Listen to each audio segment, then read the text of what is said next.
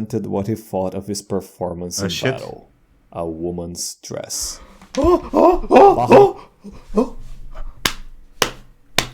Bro!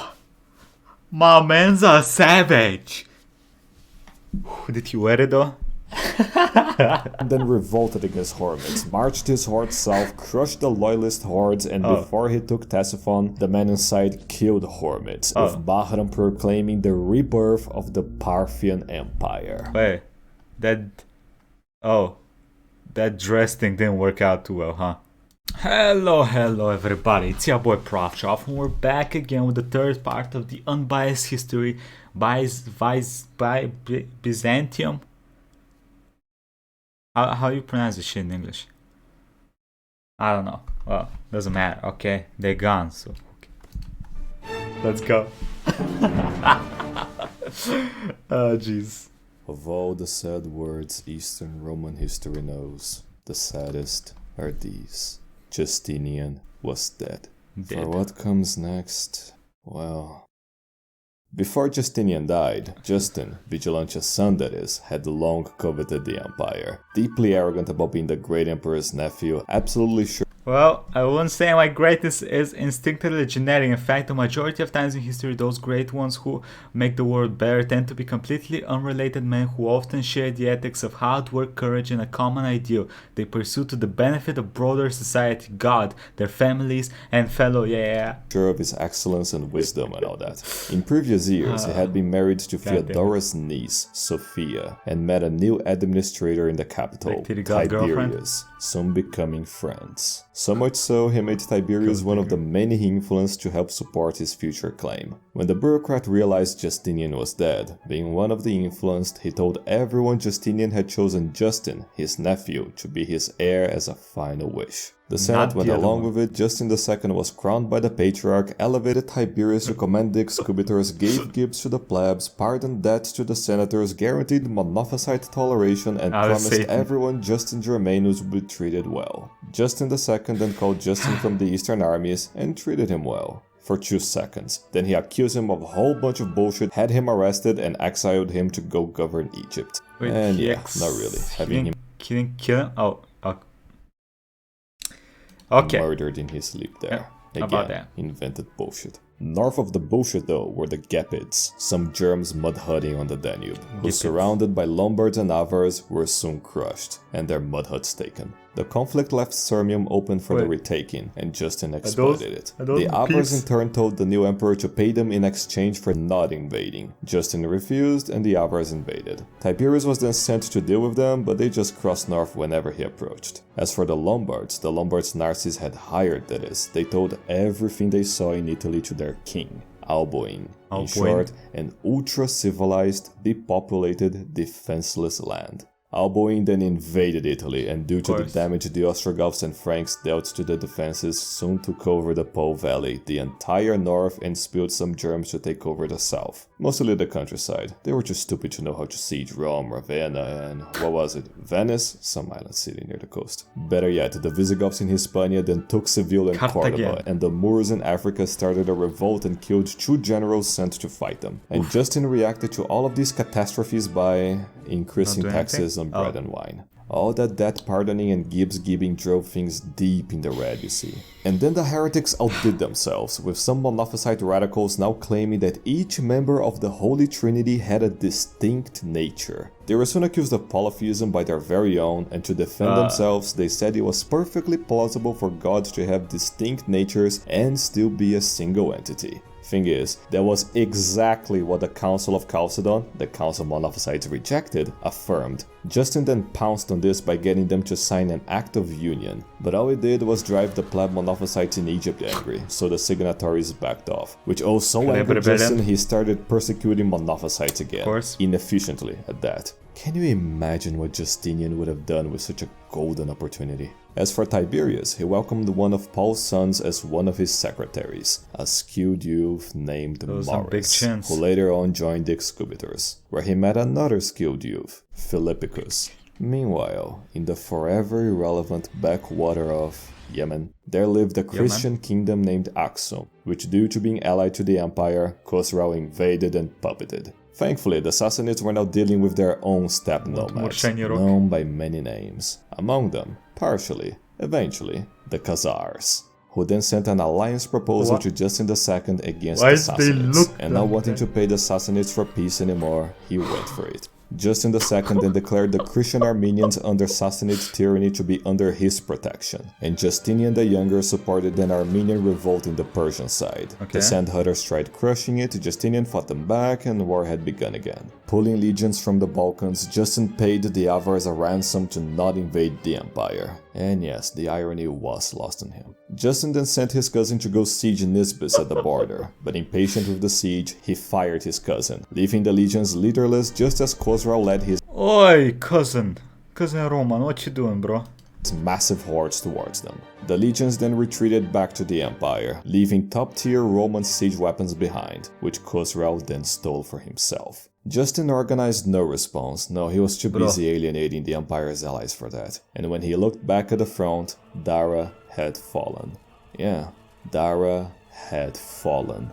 After so many decades thinking he was the perfect nephew of the great emperor, he got so arrogant and foolishly confident that the moment he realized the main eastern fortress had fallen, leaving the entire east exposed to the Sassanids, and that it was all his fault, he went fucking insane. Completely breaking down, Justin began having random violent episodes. He ran around screaming like a maniac and had to be pinned down to stop. Bars had to be put on windows to prevent him from jumping. Anyone that got too close he bit like a savage beast. And the marks he left on servants spread rumors that the emperor was a cannibal. Given the emperor's condition, the empire fell to the empress to run again, who made all of the decisions as Justin was calmed with soothing music, and was carried around the palace in a mobile throne. Bro, look at this man. He really enjoyed. Sophia then gave Khosrau 45,000 solidus for a one-year truce, and then convinced Justin to delegate his authority to someone else. That someone else being Tiberius. Tiberius was thus proclaimed Caesar, and gave himself the name Constantine, but that didn't stop him from being remembered as Tiberius II. In his vacant place, Tiberius... How do you give yourself the name Constantine and everyone calls you Tiberius, bro? What you mean? Named Mauricius as the new excubitor commander, and planned to rely on him a lot. It all happened right when a plague outbreak had ended, and with Tiberius giving gibes to How many plagues was Rome hit by? plebs and legions, he ensured their support. Lots of gibes, really. Tiberius downright didn't care for money, giving the Avars 80,000 solidus a year to guard the Danube, and Khosrau 30,000 for a couple of years of partial truce. Partial because it didn't include Armenia. So much he spent that Sophia kept the keys to the imperial treasury away from him. She was, after all, technically still the empress. With the time literally bought, Tiberius was focused on assembling the largest army he could to fight the empire's many enemies. He both started recruiting plebs like mad and hiring barbarians like mad. In total, he assembled many tens of thousands worth of legions, mostly plebeian recruits, and that would bite the empire in the ass. It always fucking does. He then sent some of them to go deal with the Lombards, but they failed. So, after Alboin died, Tiberius instead paid them to not elect a new leader and remain a leaderless rabble. What is this? What is this supposed to be? Alboin died, Tiberius instead paid them to not elect a new leader and remain a leaderless rabble. Khosrau then invaded Roman Armenia, terrorizing the locals, making them flee with their resources, which left him supply-starved in the mountains with Justinian the Younger. They did the Russian tactic, burn dirt or whatever, or they do without burning dirt, I guess. Nearby, Justinian then dealt Khosrau his first ever defeat, forcing himself to retreat across the Euphrates, with Justinian killing many and seizing their leftovers, among them 24 elephants. And after Khosrau assembled a massive horde to counterattack, Justinian pushed back, and was later replaced by Mauricius on Tiberius' orders, returning to Constantinople. And yeah, Khosrau did break the truce, attacking Mesopotamia yet again, but Mauricius kicked his teeth in and counter-invaded to retaliate. However, in the years prior, Khosrau had realized that for all the damage he dealt to the empire, he never did come close to destroying it.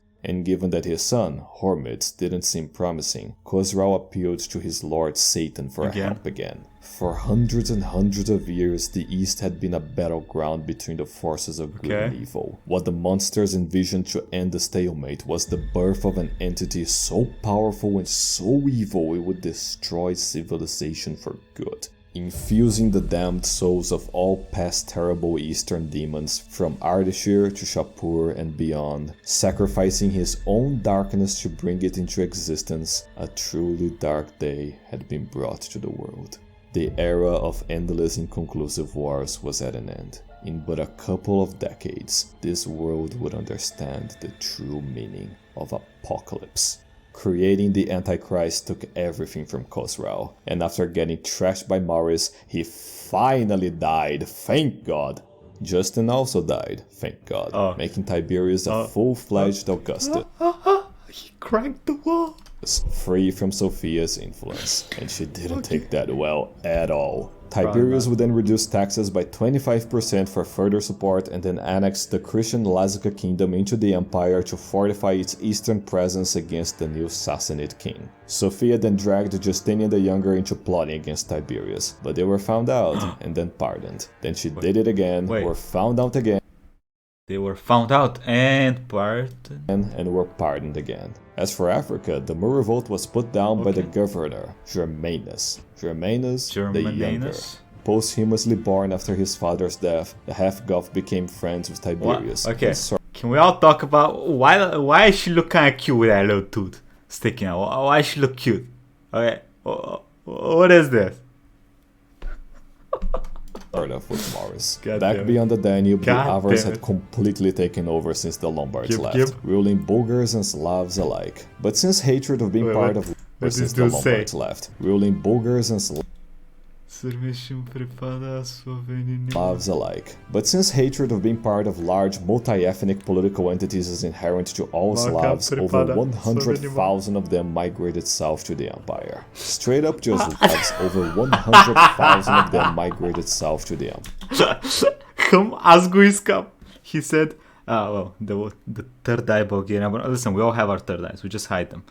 He said, I want it.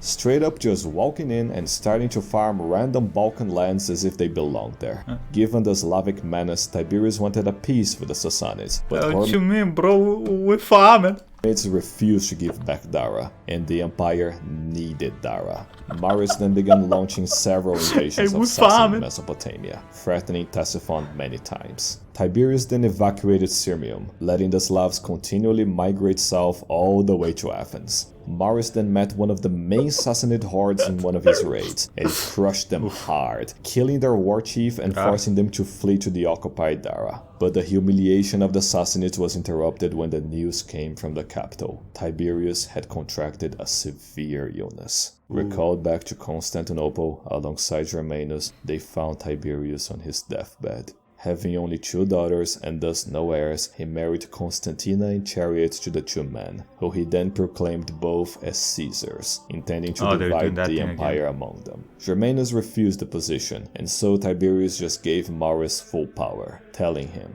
"Make your reign my finest epitaph." By the way, it wasn't an illness. Sophia just poisoned Tiberius out of spite. She did kill him, but nothing more. Mauricius, now Augustus of the empire, would focus on 3 things. 1. Breeding. No, really, he had not 5, not 7, but 9 children with Constantina. Bro, he decimated that woman. She looks happy though, so cock must be good. 2. The empire's finance. Because after Tiberius, someone had to. And 3. And most important, crushing Rome's enemies. For that, he would assemble the best generals the empire had to offer. Philippicus, now his brother-in-law, Priscus, a highly efficient, if reserved general, Commentiolus, an excubitor that absolutely despised barbarians of all sorts, Narses, no, not that Narses, and Heraclius. Heraclius the Elder, A descendant of Heraclius wearing of a mask. Edessa, a veteran that fought in the failed African invasion of 468, Heraclius would join the legions and become Philippicus' most trusted commander, being known as the Elder because he had a far more famous son, Heraclius, the Heraclius. To force a peace with the Sassanids, he sent some legions to take over Persian Armenia, but when they met some difficulties, he put Philippicus in charge of them. Philippicus then invaded, finding and crushing a Sassanid army, who then fled to Dara. Heraclius though went further, invading deep into Persia and capturing several forts. The West was in desperate need of help. Capturing several forts while showing... Okay. Cool forts, bro. Capturing several forts. The West was in desperate need of help though. The Avars were now demanding 100,000 solidus per year, with Mauricius refusing because he knew they would just keep demanding more and more, so they just ravaged the place. Mauricius then... Skoro vidim problem.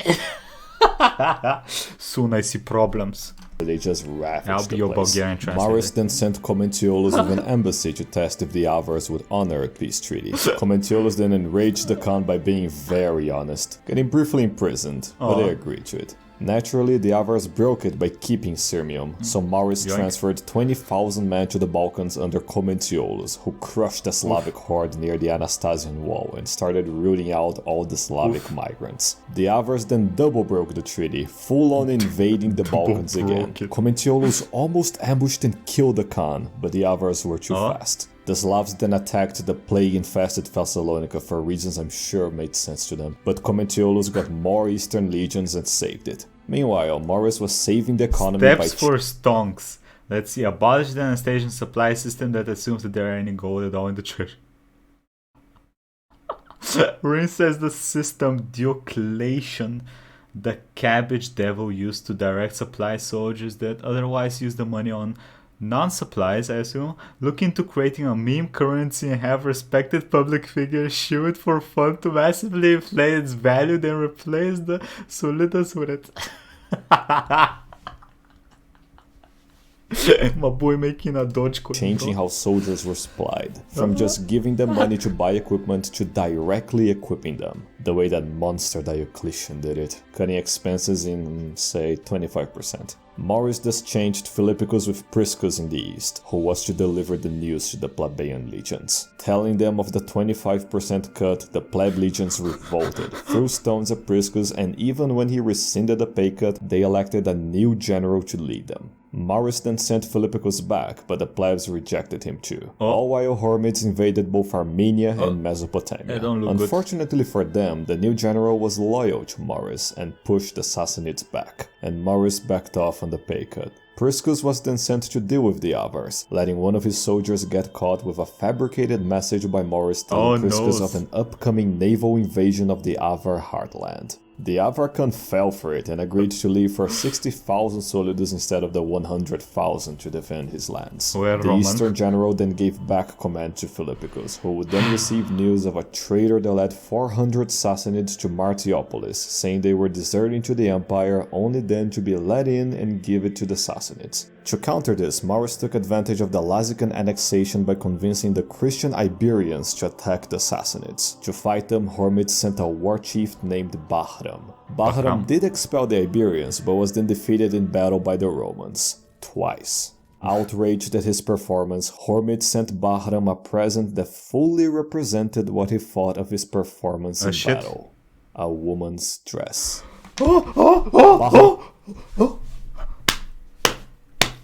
Bro, my man's a savage. Did he wear it though? Then revolted against Hormizd, marched his horde south, crushed the loyalist hordes, and before he took Ctesiphon, the men inside killed Hormizd, with Bahram proclaiming the rebirth of the Parthian Empire. Wait, that dress thing didn't work out too well, huh? While the Sassanids imploded, Mauricius' sons had grown up, especially his eldest son, Theodosius, who became good friends with Germanus. Such friendships were plentiful, because after abolishing that old reform from that monster Diocletian, Maurus made provincial governors, now exarchs, rule both the administration and the military, naming Heraclius the Elder as the new exarch of Africa. Philippicus was then replaced by Commentiolus, who then beat a nearby Sassanid horde, but could not yet retake any of the lost cities. As he contemplated his hatred of barbarians in private, he received news of an unexpected guest nearby the gates. As he went to see who he was, Commentiolus could feel the evil in the air, that malevolent barbarian essence he so recognized and despised, stronger than he ever felt before. A bloodthirst unrivaled, a deep wish to destroy civilization. Before him stood Khosrau II, asking for the Empire's help in retaking his throne. Before the news reached him, Maurus was instigating the Franks into attacking the Lombards, but then they elected a new king and pushed them off several times. When Maurus did hear of Khosrau's request, before instantly refusing, he was also told of the trade he was offering. Not only would Khosrau II give back both Dara and Mariopolis to Rome, but also most of Sassanid Armenia. But then Bahram counter-offered, promising all of that plus Nisbis at the border.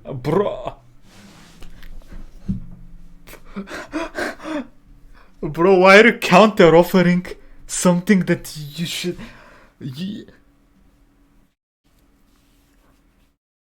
Okay. One left choosing between two evils, despite Bahram What do you mean? If you choose the second thing, you basically get land for nothing. What? Am I understanding this wrong? I mean, this dude already possesses this land, right? This Barharas, he already has this and all this.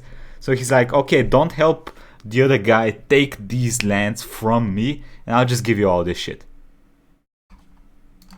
Promising all of that plus Nisbis at the border. One left choosing between two evils, despite Bahram offering more, Maurus could feel himself favoring Khosrau more, hoping that by helping him in his hour of need, that young Sassanid could be trusted to maintain a long-term peace with the empire, rather than trusting a barbarian usurper that spent his whole life fighting Romans. When the orders came to help the Sassanids, Khosrau refused to let Commentiolus lead the armies, pissed that he just would not stop insulting him, and so he chose Narses to lead it instead. Narses then marched east with Khosrau. The loyalist garrisons of Martiopolis and Dara gave them back. Bahram then fled to Ctesiphon and his barbarians were defeated. Khosrau II was reinstated back in power, and when everyone expected a betrayal, he honored his word, giving the Romans the Persian half of Armenia. Maurus then recalled his troops to the empire, and with this peace, sent most of those legions to reinforce the west,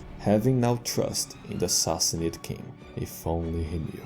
Now focused on the west, Maurus sent Priscus to invade the Slav lands up north to force them to defend it and to prevent more migrants from spilling over. It wasn't technically our land, but they still complained. Priscus then defeated two Slav armies and was told by Maurus to winter in the Slav lands to save the empire the costs of maintaining the legions. But the pleb legions complained again, and Priscus returned to prevent another revolt. Maurus then sent his brother Peter to replace Priscus in the hopes that he would convince them of the necessity to save money, trying again to enact the 25% cut. But this time with concessions regarding granting army ranks to the sons of fallen soldiers and giving injured veterans subsidies for life. The plebs accepted the concessions, but not the pay cut. Instead, they wanted the concessions and the pay increase, with Peter agreeing not to cause trouble. Bro, it don't work like that, motherfuckers. You gain something for something, not everything. Maurus then got pissed and gave the legions back to Priscus to go both distract them and repel the Avars, now raiding Dalmatia. After pushing the Avars back and clearing the Balkans of most Slav migrants, the Avars counterattacked, invading and cornering Priscus against the Black Sea. Commentiolus was then sent to relieve him, which he did, also crushing a Slav migrant horde because he wanted to. Then the plague had re-emerged from Italy, spreading to the empire. And while not as bad to the Romans as it once was, it was devastating to the non-immune Avars. The Avar Khan lost 7 sons to the plague, Damn. wrecking the Avars so much they retreated north wanting peace. Commentiolus got a little ill, but sensing their weakness, Maurice sent Priscus north with all of his forces. Battle after battle after battle after battle. Damn. Priscus crushed all Avar hordes he found, destroyed the remaining Gepid mud hut villages, and won a 5th battle against the Slavic horde, taking tens of thousands of prisoners. And for the first time in decades, the Danube was pacified. Come on, bro. Bitter in defeat, the thousands of traders that had deserted the empire for the Avars were slaughtered by them. Being a good winner, Maurice then let the Avars have their hostages back, knowing it's better to have constructive relations with them than to destroy them and have an even worse horde take their place. In fact, these insights into the military realities of the age were central to Maurice's magnum opus, the Strategicon, a military manual containing the collective wisdom of the best generals of the age, condensed into a single book. A masterpiece of the defensive attritional warfare the late Roman Empire had grown so used to. Plus horse archery. Lots of horse archery. But all these victories and imperial brilliance was lost on the plebs. All they saw was an emperor that wouldn't give them gibs, the return of the plague, and now a famine, leading to riots. Theodosius would fall under attack in the capital, but was saved by his friend Germanus. Maurice then gave the legions to Peter, telling him to go fuck up the Slavs. Succeeding in the task, Maurice told him to pass the winter in the Slav lands to save costs. The legions complained yet again, but Peter insisted on the orders. The weather then turned for the worse. Several storms and cold winds gathered, but Peter continued to insist. Furious at being asked to do their job, the pleb legionnaires chose one among them to lead their resentment. The ultimate manifestation of plebbery and the epitaph of all that is corrupt and traitorous. Phocas would remember all, just how bad things can get. Just who do you think was the prime driver of all of those times the legions refused the emperor's orders? Just who do you think was the pleb fostering the bitterness and resentment among the plebs for his personal benefit? And who do you think was the one behind his emergence to power? Everything was falling into place. When the internal and external minions of the eternal adversary striked, the end would follow. Phocas's rebels were the closest forces to the capital, and immediately marched there. His demands being for Maurice to abdicate and give the empire to either his son Theodosius or to Germanus, this being a plot to alienate them from each other. With the rioters playing ball, they seized all horses in the city, except for Germanus' horse, an act to make Maurice even more suspicious of him. Germanus then took refuge in the Hagia Sophia, but before forcing him out, Maurice, with nowhere near enough men to guard the Theodosian walls, he decided to flee with his family across to Anatolia. As he convened with his family, Maurice was struck with an illness, a case of gout that made traveling impossible. And now he began speaking of Khosrau II as his last hope. Maurice then sent Theodosius to ask Khosrau for help, but later restored his senses and recalled his son back. However, when Phocas got to Constantinople, there was no one to stop him from acclaiming himself as the emperor. While in the city, Germanus tried acclaiming himself emperor before Phocas, but the Greens wouldn't support him. Seeing where the wind was blowing, the Senate proclaimed Phocas as the rightful emperor, and had him crowned as such outside of the walls, letting him enter as a triumphant hero. As the first successful usurpation in the Roman East in countless years, Phocas bribed the plebs in the Hippodrome for support, and sent his minions to hunt down the incapacitated Maurice. It didn't take long, finding him and his family in Chalcedon. And so, Maurice was forced to watch as all of his sons were killed and daughters brutalized before his very eyes, only for then to be killed himself. Phocas ordered the heads of Maurice and his sons to be publicly displayed, imprisoning his wife and daughters as he publicly damned the late emperor's memory. All citizens in the empire worth their salt refused to bow to the usurper, with Phocas using his pleb legions to hunt down every last one of them. Peter was killed shortly after the fall of the capital. Philippicus was imprisoned and forced to join a monastery under heavy monitoring. Narses was captured after a siege and burned alive in Constantinople. Commentiolus was tortured for his vehement defiance and executed. Germanus was forced to recognize Phocas as his emperor and kept on a tight leash. And Priscus, due to his recent famous triumphs, was allowed to live and join Phocas's regime, getting arranged to his daughter and entrusted to serve him loyally as the distributor commander. With no morals nor restraint, Phocas purged the empire of every last shred of defiance and competence he could find, replacing the higher ranks with his corrupt relatives. But for all the damage Phocas did and would do to the empire, it paled in comparison to what the true enemy would bring.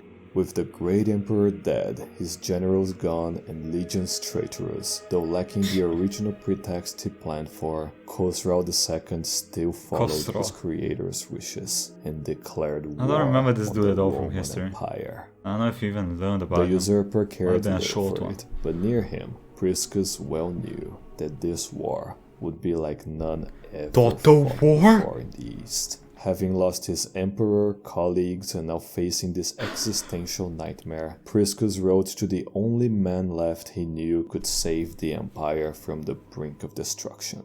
Risking his life to do so, he made sure the letter got to him. And although Heraclius the Elder would honor the call, it would not be him who would fulfill it. For untold millennia the Romans had stood defiant, barbarian after barbarian, traitor after traitor. Be it triumph or catastrophe in the end, there was always a hero fighting for the light in any crisis, and so it would be for this one. The following decades would be ones of conflict and suffering far beyond all have been so far. Age. The age of Heraclius. The age of the final war.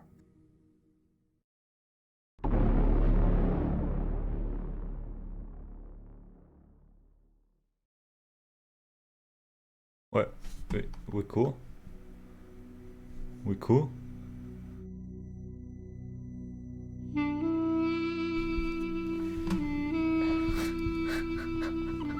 Fucking Dogecoins, bro. Okay. Unbiased History, Byzantium, 3 Madness, and Closet Devils. Okay. We saw a little bit of my peeps. Hey, listen, we'll have a bigger part soon. What is this like? What year is all this happening in? Oh, god damn it. Okay. So it usually takes him about a month, right? So next month, right? It's about a month between these things, I think. Anyway, that was pretty cool. What y'all think? I know a lot of people are excited, but I get a bit of spam about these episodes, about the unbiased history. So I hope y'all enjoyed this. I did. Like the only reason I don't do this immediately is because most of these videos are pretty long. It's a 30-minute video, so it's... Yeah, I've been pretty busy the last couple of weeks, so... That's my excuse, okay? Anyway, quick thank you to the YouTube members and patrons. Thank you all for the support. Much love. I appreciate you all. And I hope y'all enjoyed this. If you want to see more unbiased history reactions by your boy, playlist up here. And yeah, have a nice day everybody. Like, comment, subscribe, and bye-bye.